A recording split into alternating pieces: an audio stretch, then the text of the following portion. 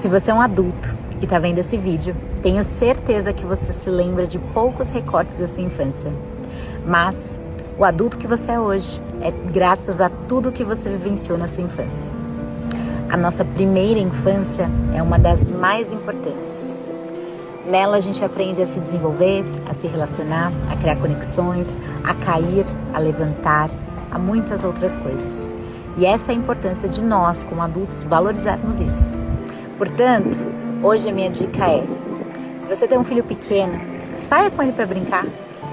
Se vê ele caiu, ajude ele a levantar, mas motive e encoraje para que ele continue de onde caiu.